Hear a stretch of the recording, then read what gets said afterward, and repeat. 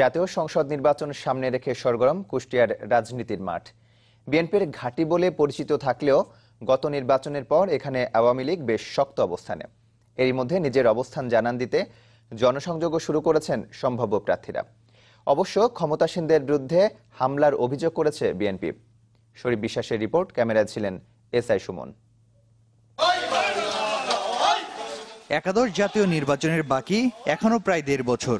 তবে এরই মধ্যে প্রচারণায় ব্যস্ত ক্ষমতাসীন দলের সম্ভাব্য প্রার্থীরা। হেভিওয়েট ও পুরানো প্রার্থীদের পাশাপাশি এবার বেশ কয়েকজন নবীন আছেন এই তালিকায়।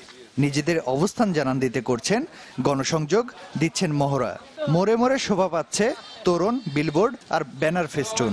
যারা জনগণের সাথে সম্পৃক্ত না, যারা এলাকার কোনো উন্নয়ন করেননি, জননেত্রী শেখ হাসিনা তাদের মনোনয়ন দেবেন। সামনে আমাকে মনোনয়ন দিলে আমি আবারও যতটুকু বাকি আছে ইনশাল্লাহ আমি সেইটুকু সম্পূর্ণ করে এই সিট শেখ হাসিনাকে উপহার দিতে পারবো। জনগণ এখনো মাননীয় প্রধানমন্ত্রীর নেতৃত্বে এর প্রতি আস্থাবান আছে। সেখানে যদি আমাদেরকে নমিনেশন দেওয়া হয়, ইনশাল্লাহ আমরা জয়যুক্ত হব।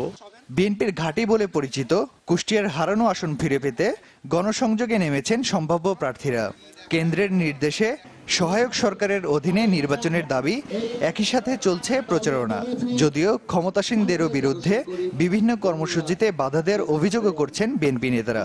দল যদি আমাকে মনোনয়ন দেয় এবং দেশনেত্রী বেগম খালেদা জিয়া যদি মনে করে, তাহলে আমি অবশ্যই নির্বাচনে অংশগ্রহণ করব। আমাদের নেত্রী বলেছে যে সহায়ক সরকার না হলে আমরা নির্বাচন করব না।